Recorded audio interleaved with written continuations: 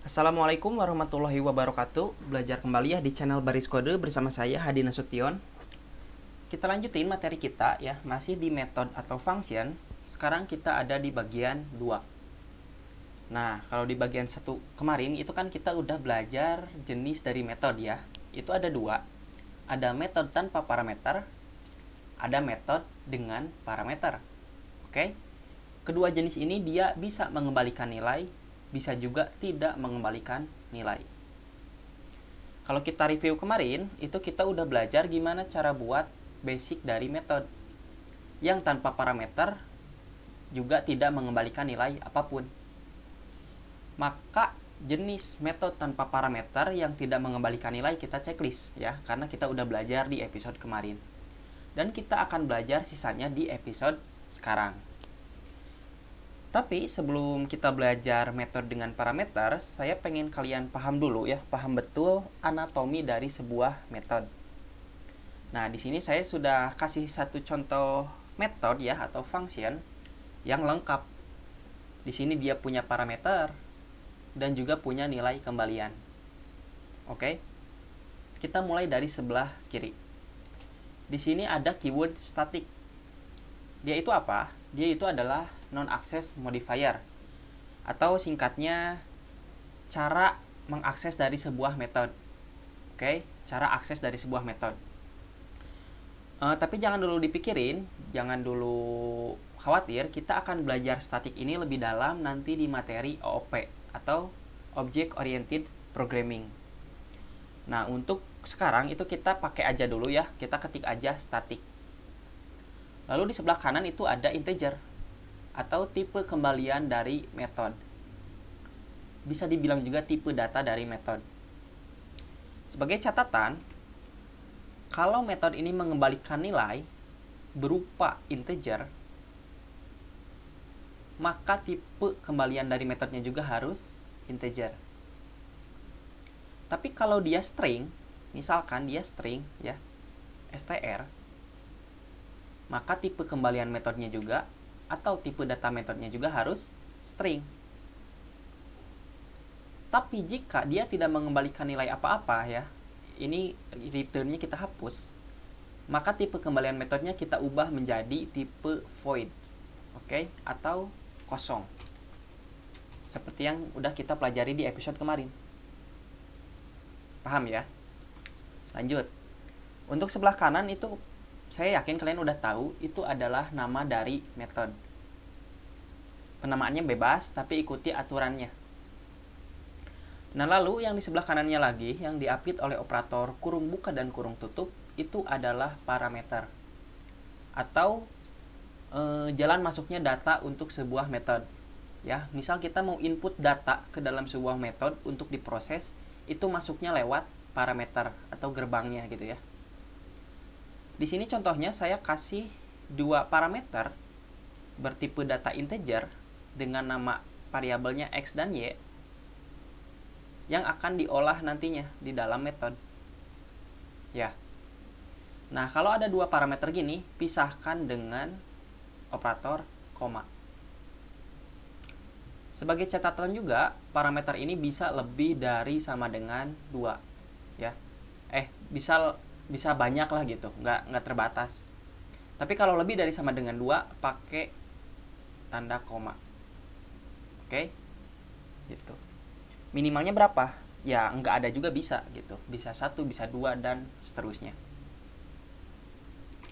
Lanjut, yang terakhir ini adalah tipe kembalian dari ini adalah nilai kembalian dari metode.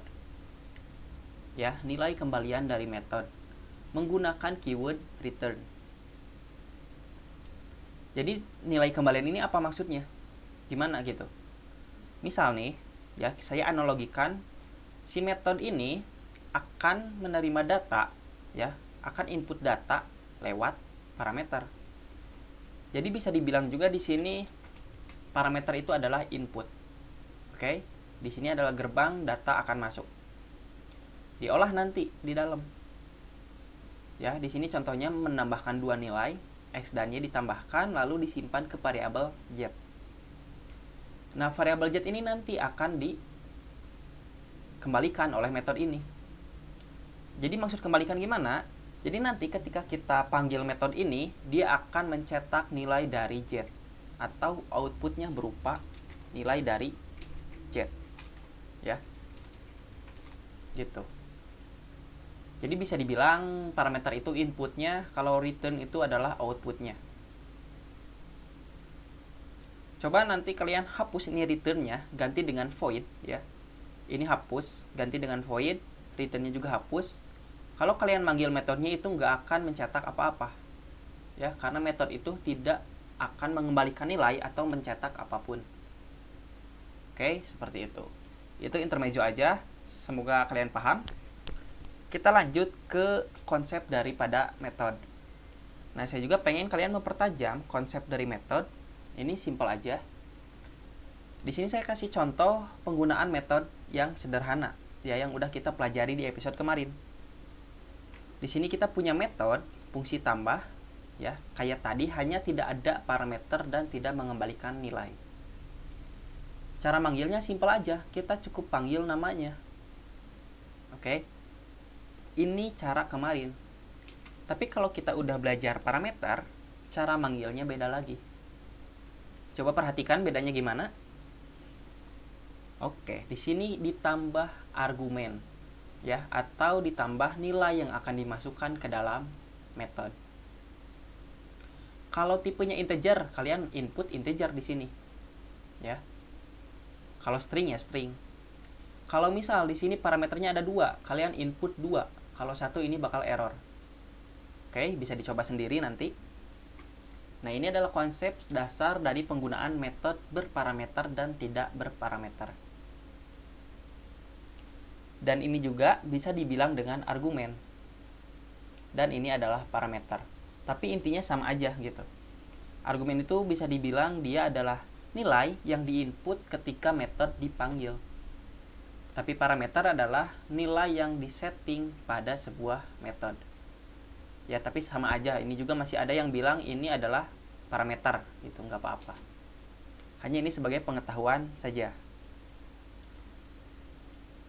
Nah, kita lanjut ke jenis dari metode. Ini untuk yang tanpa parameter. Yang atas ini itu yang tidak mengembalikan nilai. Ya, kalau yang bawah dia mengembalikan nilai. Ditandai dengan keyword return. Yang atas ini kita udah belajar kemarin ya. Nah, sekarang kita akan belajar yang bawahnya. Nah, di sini ada catatan yang tadi saya singgung. Nilai yang di return itu harus sama tipe datanya dengan tipe data atau tipe kembalian dari metode. Bisa dilihat di sini dia mengembalikan nilai berupa string, ya. Maka di sini tipe kembalian metodenya juga string.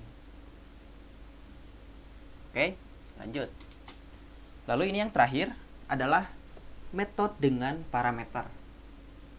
Bisa dilihat di sini blok parameternya itu ada nilainya ya. Tuh, ada. Nah, untuk catatan juga, format penulisan parameter itu gampang banget. Kalian tulis tipe datanya, wajib, spasi lalu nama variabelnya. Oke. Yang kedua, jika ada lebih dari sama dengan 2 parameter, kalian pisahkan dengan operator koma. Kayak ini kan cuma 1, nggak usah dipakai koma gitu. Tipe data parameter bisa berupa tipe data primitif, kayak di contoh ini, atau tipe data referensi. Ya, tipe data referensi itu kalau kalian ingat, itu adalah bisa kelas ya, bisa pokoknya tipe data selain tipe data primitif. Oke, ini saya kasih gambaran kayak gini ya. Ini yang tidak mengembalikan nilai karena nggak ada keyword return, tipenya juga void.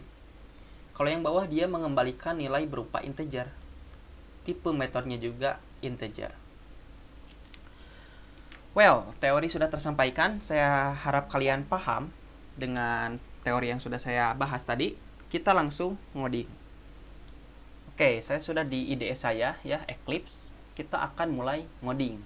Biar materi atau teori yang udah kita pelajari sebelumnya itu lebih gacor ya, lebih paham gitu. Tips aja nih, biar kalian jago ngoding itu harus sering-sering latihan ya, atau sering-sering ngoding gitu. Karena prinsipnya kita itu bisa karena terbiasa ngoding. Oke, anjay. Kok jadi curhat? Oke, di sini saya akan kasih dua contoh ya untuk fungsi yang memiliki parameter tapi tidak mengembalikan nilai. Dan contoh kedua, saya akan kasih contoh untuk fungsi yang memiliki parameter juga mengembalikan nilai. Oke, saya akan mulai dari yang pertama. Ini saya hapus biar nggak pusing, biar fokus. Untuk contoh ini, misal saya akan buat satu fungsi yang meniru fungsi buatan Java. Apa contohnya? Gini, kan kalau kita mau cetak sesuatu ke layar ya atau ke konsol itu kita pakai metode print line ya. Langsung kita kasih argumen gitu. Argumen di metode print line ini kita kasih tes gitu ya. Maka ini kalau dijalankan hasilnya tes. Kalian sadar gak sadar ini itu adalah fungsi bawaan Java. Coba kita intip ya source code-nya. Nah, kayak gini isinya. Ini sudah di-coding oleh programmer Java atau yang buat Java. Siapa? Programmernya Oracle. Ya. Nah, untuk kasus ini kita nggak akan pakai metode bawaannya Java untuk menghasilkan output ke konsol. Kenapa? Karena ribet gitu ya, banyak nih. Kita akan buat metode kita sendiri atau fungsi kita sendiri untuk mencetak output ke layar. Keren gak tuh? Oke, kita coba. Di sini kita kasih static ya. Void pastinya karena ini contoh kasusnya yang tidak mengembalikan nilai. Kalau Java itu nama metodenya printline, saya kasih di sini namanya cetak biar lebih simpel. Berbahasa Indonesia. Oke. Nah, ini contoh kasusnya berparameter. Oke, kita kasih parameter di sini.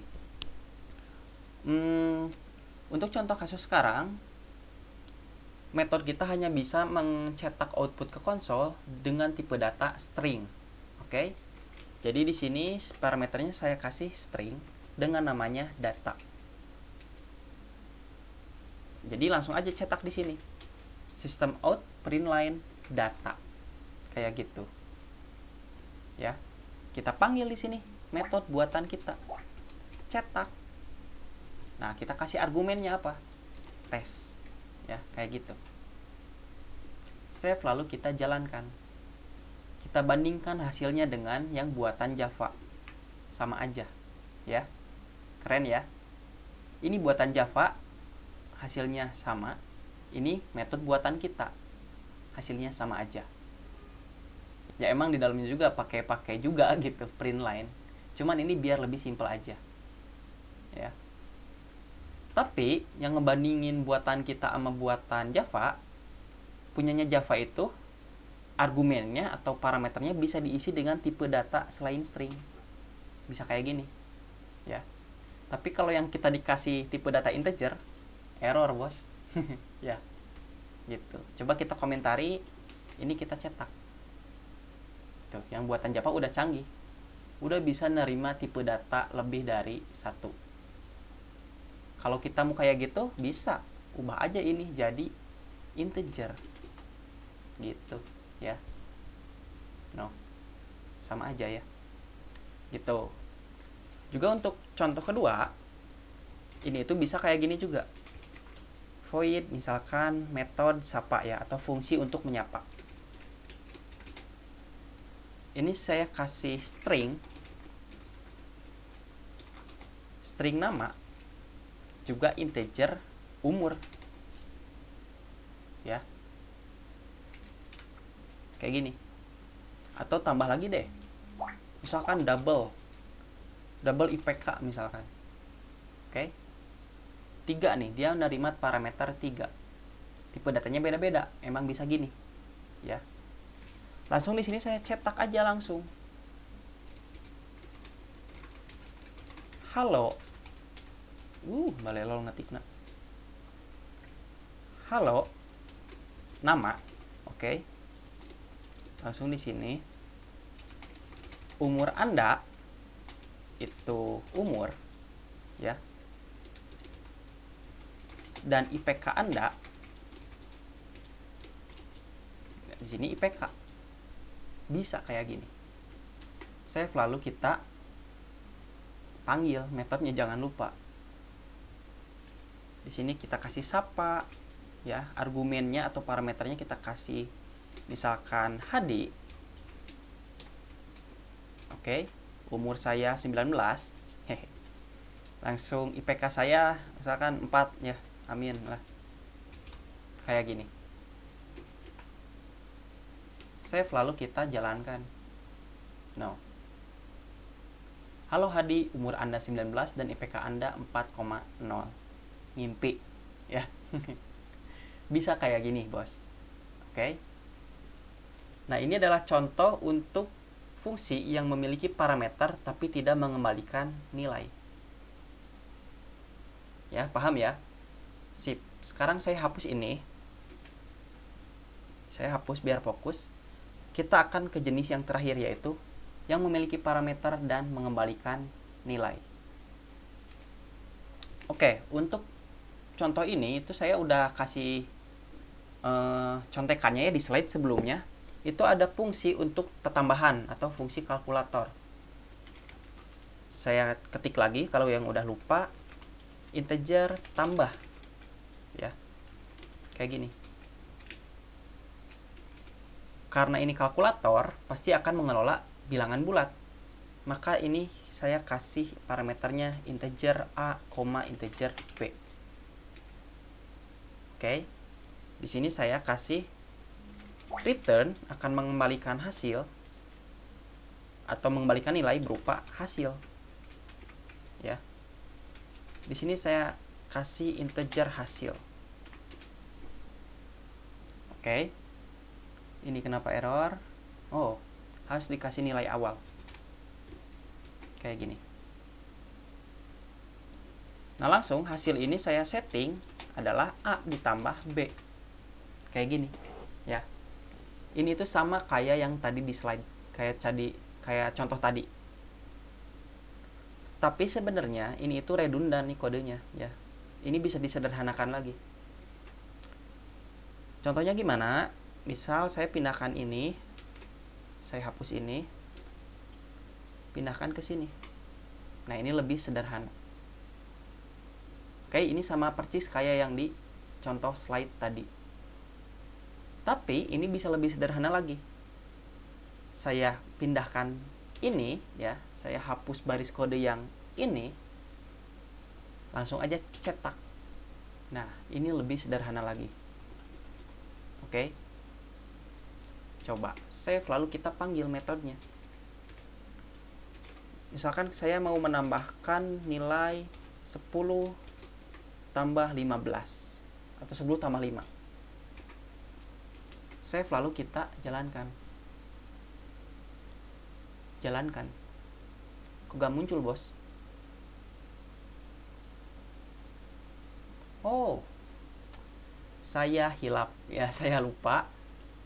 Harus pakai syso atau system out print line untuk menghasilkan output ke konsol. Karena return ini fungsinya beda kayak print line.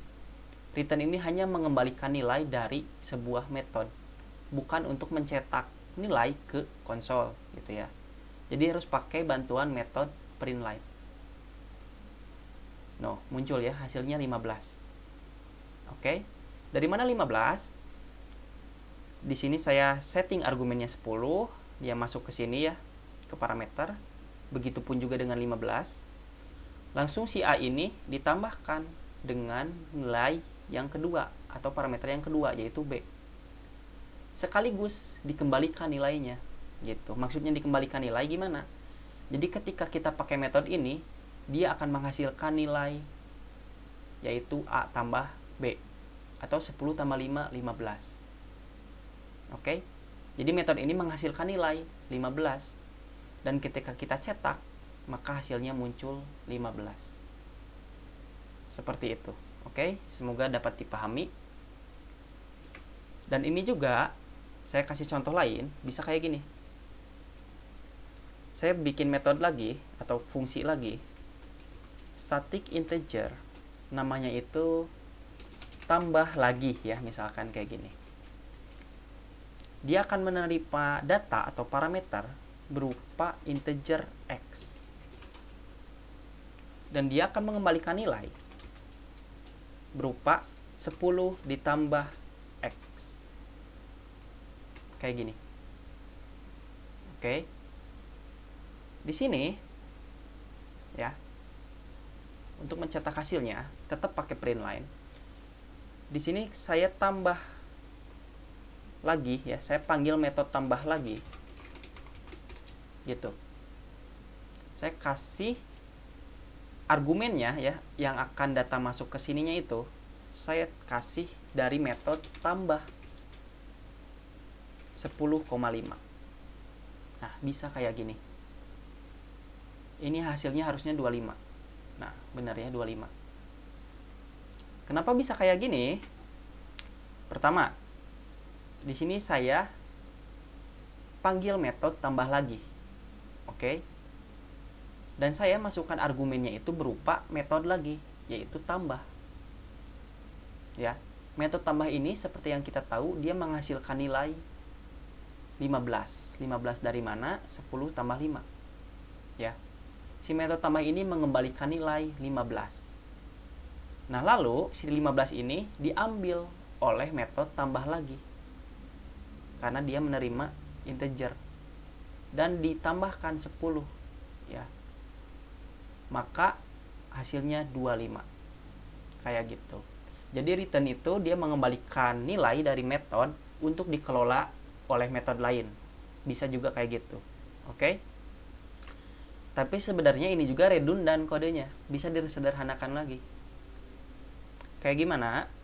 Ini bisa kayak gini. Tambah misalkan A atau A, B. Dan ini ubah aja A, integer P. Oke? Dan di sini langsung aja 10,5. Ini lebih sederhana. Hasilnya sama, 25. Oke? Bisa dibolak-balik kayak gitulah ya. Silahkan kalian ulik sendiri ya, eksplorasi sendiri sifat-sifat dari fungsi atau metode. Oke, terima kasih banyak ya. Semoga dapat dipahami. Ini apa ini? Biarinlah. Semoga dapat dipahami, semoga bermanfaat. Kita bertemu di episode selanjutnya.